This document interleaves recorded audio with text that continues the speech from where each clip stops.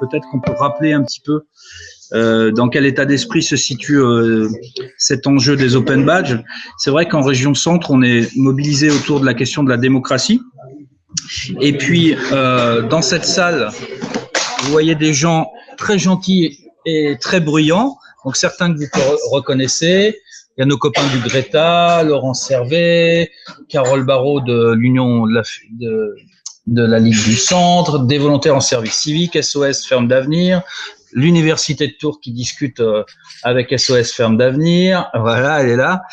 Et donc, on va relever un petit défi au cours de la soirée pour lier l'engagement associatif avec la démocratie locale. On a trop l'habitude de dire que c'est évident.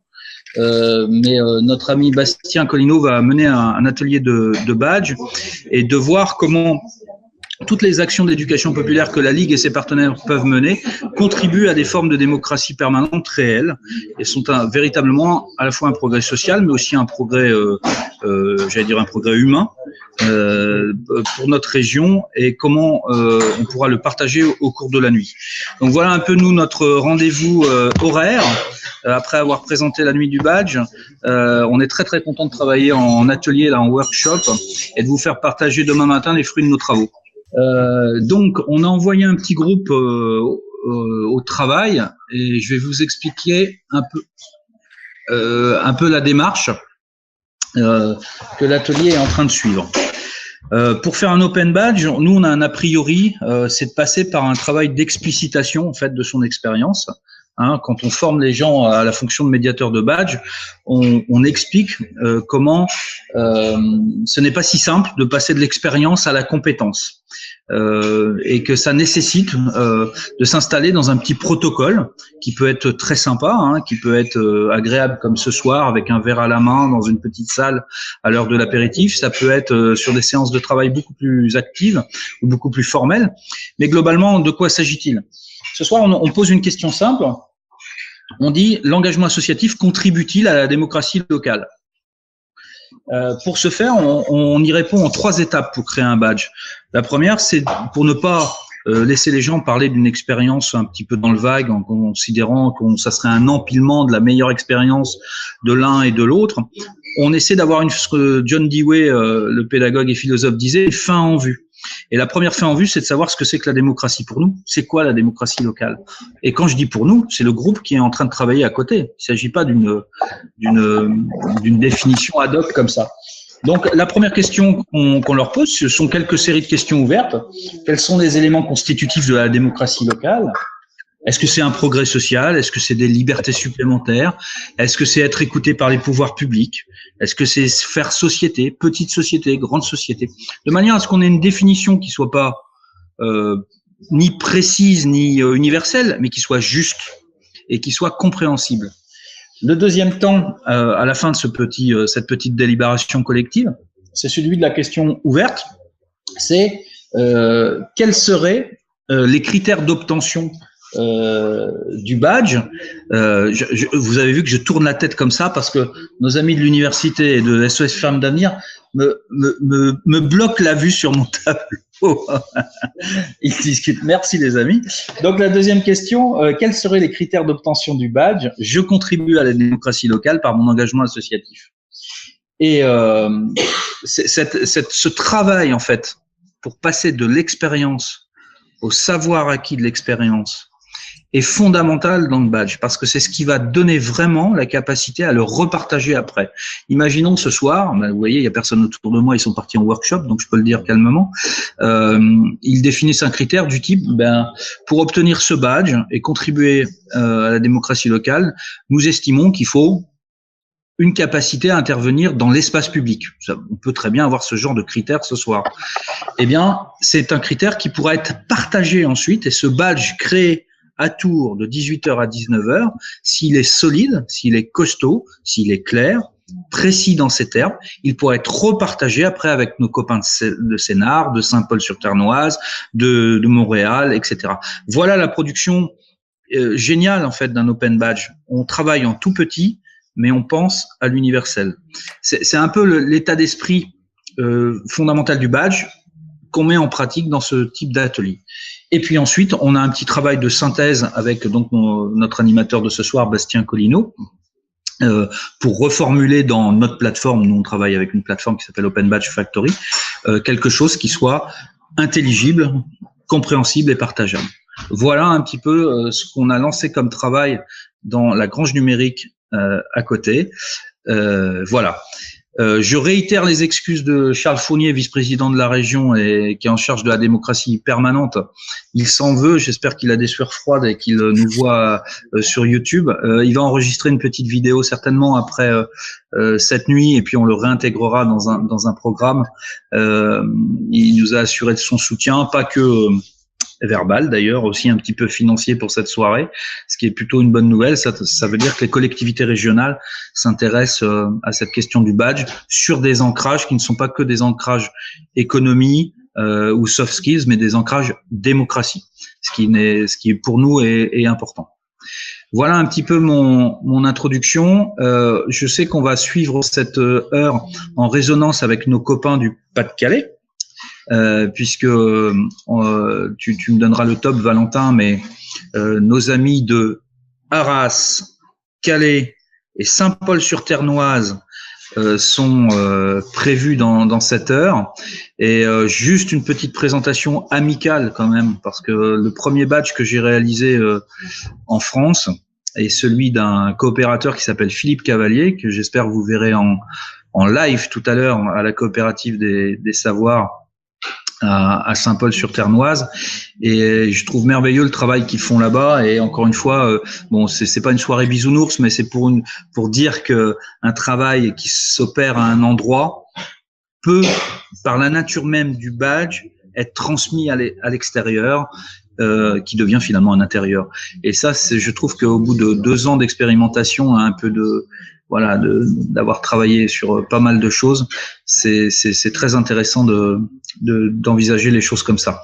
Donc un sourire amical à nos copains de la COP des Savoirs, et évidemment à Ali Amnash et Sébastien Brioul de la Ligue d'enseignement du Pas-de-Calais, qui ont lancé avec notre léger accompagnement la dynamique Badgeons Pas-de-Calais. Mais on peut déjà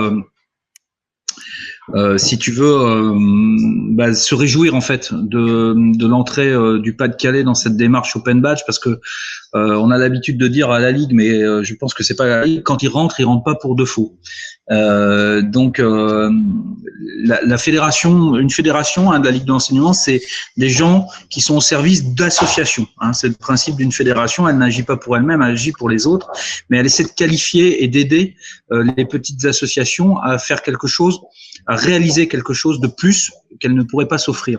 Donc, avec deux pôles importants de la fédération, parce que c'est la fédération la plus importante de France en termes de nombre d'associations affiliées. À Saint-Paul-sur-Ternoise, la coopérative des savoirs, qui est partenaire depuis 2016 sur l'expérimentation Open Badge. Quelques coopérateurs, et Jean-Paul, ancien directeur disparu maintenant, est venu avec nous en Angleterre et en Suède d'ailleurs, expérimenter les premiers Open Badge et comprendre avec des migrants à Coventry comment l'Open Badge était organisé comme une reconnaissance des compétences acquises pendant l'intégration en Angleterre. Et ça nous a paru absolument pragmatique. C'est ce qui nous manquait un petit peu en lisant et en voyant ce que c'était que l'Open Badge. Il nous manquait des actes concrets qui pouvaient résonner avec nos publics. Ça a été le cas de la coopérative des savoirs. Deuxième partenaire que vous allez voir, je pense, dans quelques minutes, c'est la Maison pour tous de Calais, présidé par notre ami Daniel Boulogne, qui vraiment agit en permanence sur l'innovation de son lieu. Donc il réfléchit beaucoup à l'intégration d'un lieu qui est finalement un tiers-lieu. Ils sont venus à la Grange numérique dans une perspective d'apprendre un peu ce que c'était qu'un tiers-lieu. Puis au fur et à mesure de la journée, je leur disais, mais c'est vous le tiers-lieu, c'est pas moi.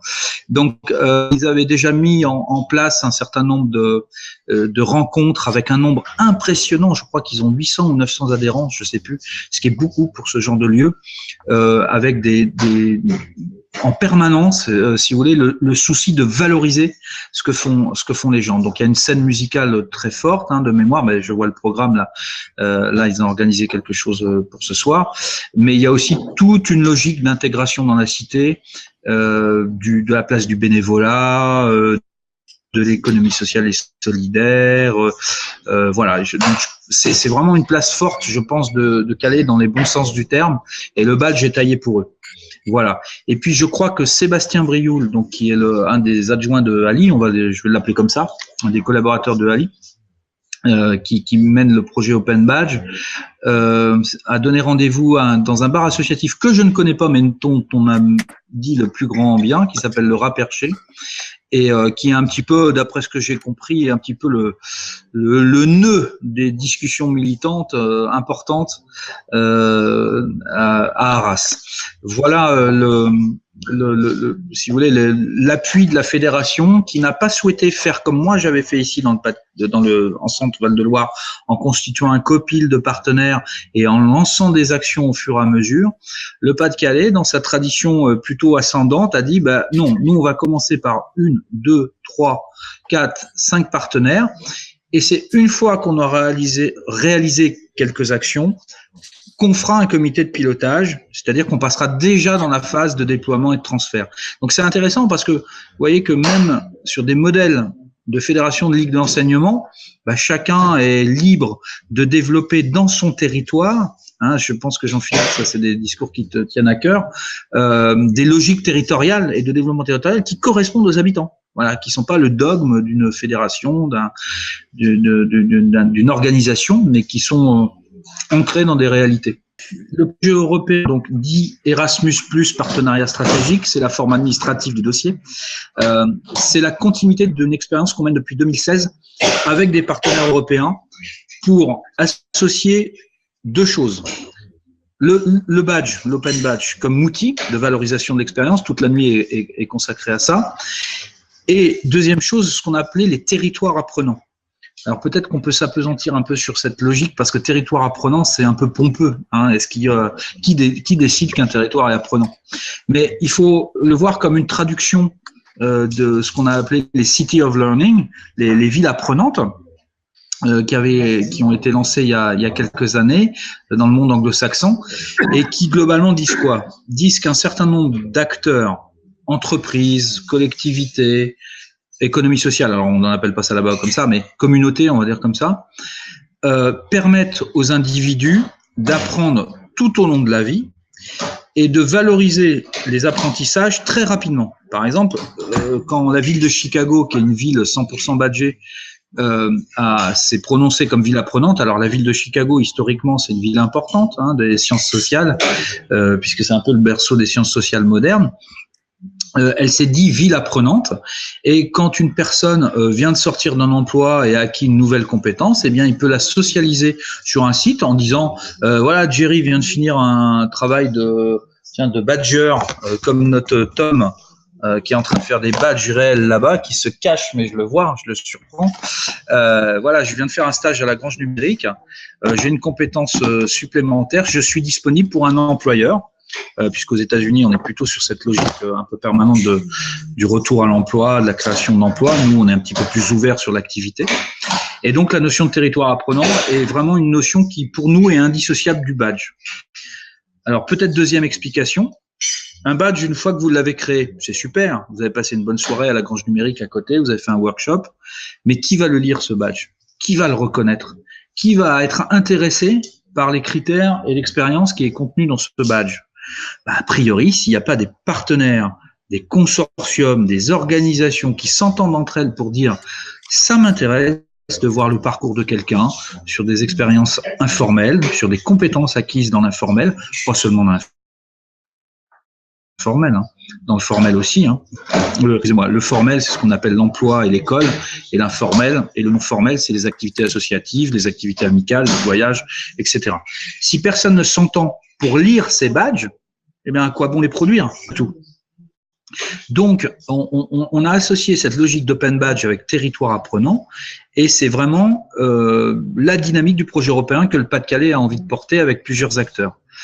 La Fédération du Pas-de-Calais donc est en train de faire d'écrire, il dépose ce soir ou demain, un projet Erasmus+, partenariat stratégique, où on va expérimenter cette logique de territoire apprenant qu'on est en train de mettre en œuvre en France, en Centre-Val de Loire, en Normandie évidemment, dans le Pas-de-Calais et donc en Nouvelle-Aquitaine.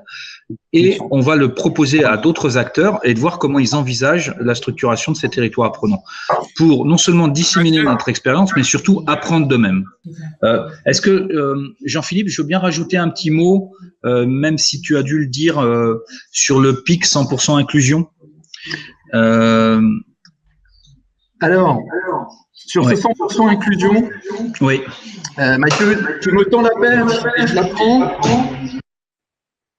Et je la prends avec d'autant plus de plaisir, c'est que reconnaître et toute l'organisation européenne et mondiale Open Recognition Alliance nous a inspirés pour regrouper une vingtaine de structures, dont ta maison mère, la Ligue, pour essayer d'organiser en fait des actions sous le signe fédéré du badge.